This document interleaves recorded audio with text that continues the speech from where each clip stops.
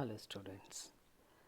In our earlier lecture we have studied the business objective, that is information and advice and counseling.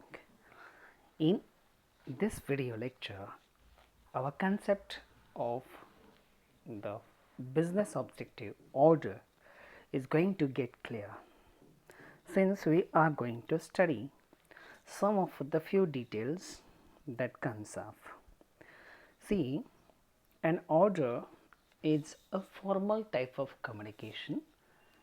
It passes through the conventional or traditional channel of communication, that is from the higher authority to the next level of authority along the line of organizational hierarchy. And for this purpose we need to go through the concept of the order. As the definition of the order goes, an order is defined as a directive issued by a superior to a subordinate in an organization.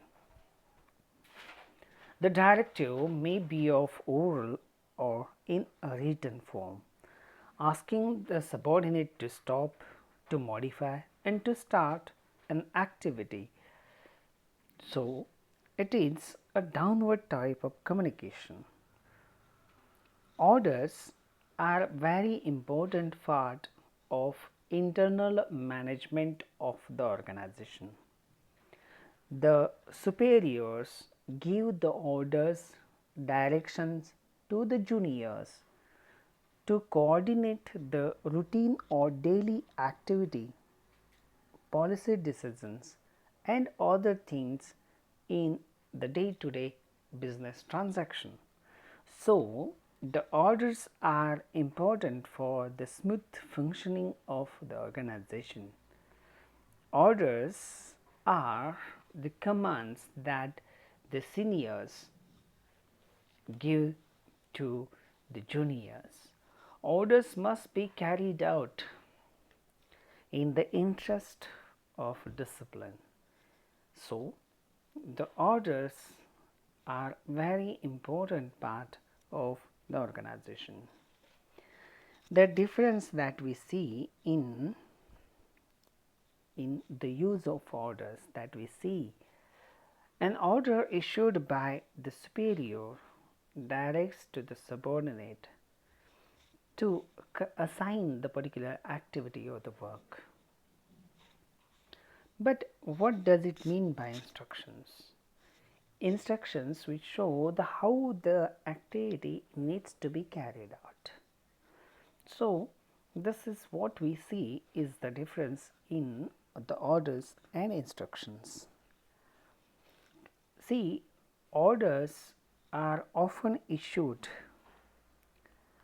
in a very clear manner. It should be clear, complete.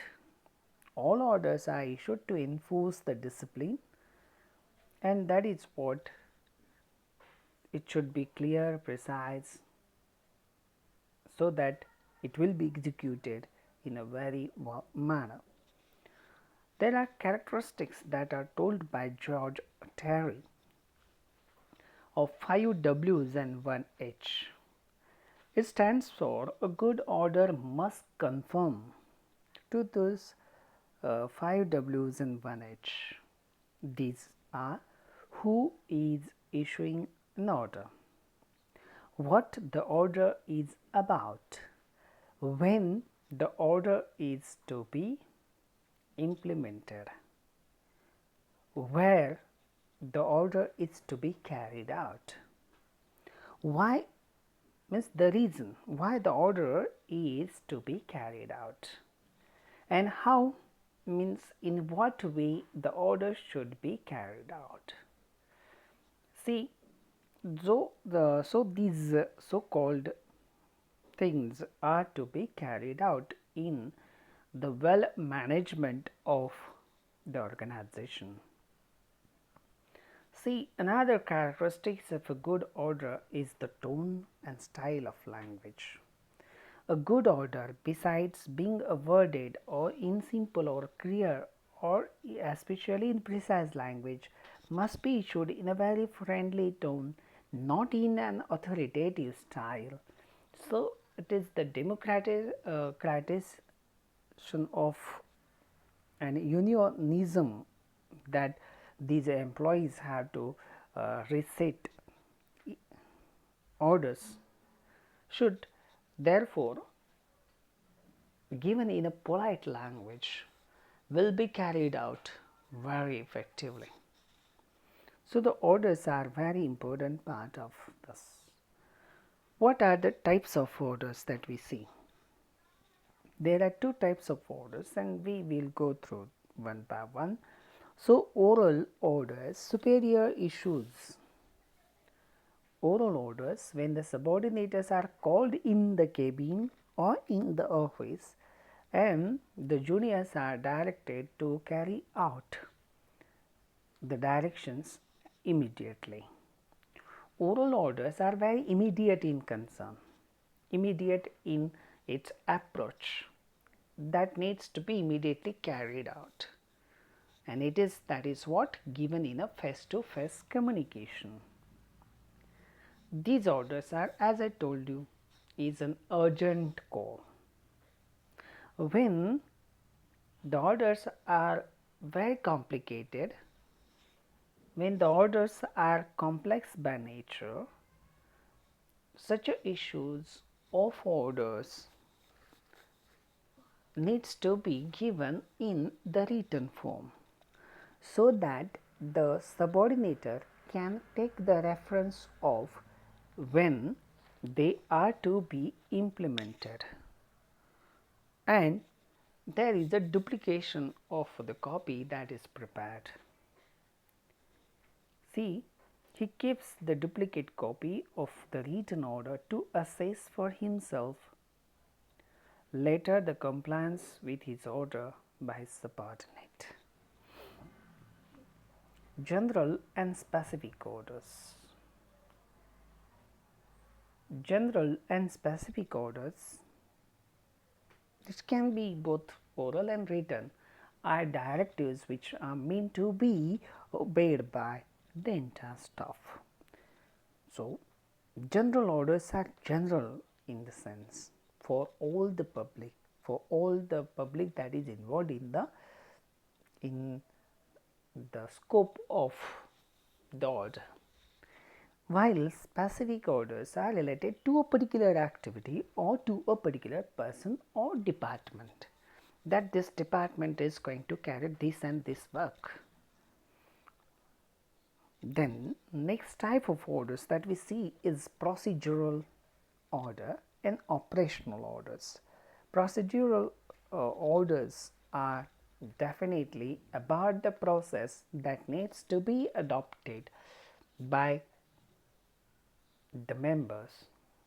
Such orders are issued by the board of directors when organization organizes and participates in national and international conferences. Then there are operational orders, means operational orders are related how the work is to be carried out, means practical operation of the work, and that these orders are called as operational orders. Next type of orders are mandatory orders and discretionary orders. See, mandatory orders are commands which have to be immediately carried out without question, without raising any doubts. The violation of such orders may be punishable offense or punishable.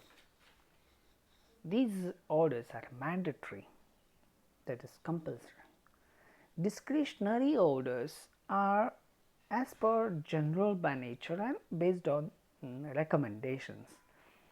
These orders are only suggestions, and subordinates are given the freedom to implement such orders. See, such orders that we see here What are the orders that are to be very effectively implemented? Such orders are extremely useful in the practical work of the business organization and to create a kind of a efficient management and effective management. So, we have such a orders that passes through. So, steps that are involved in orders are Paul Pigot who put these types of so called orders, and as we see it needs to be carried out systematically. So, for giving the orders there should be certain plans, and these plans should be prepared beforehand. Then the to whom the orders are to be given, such persons are need to be prepared mentally. Certain kind of a curiosity should be created.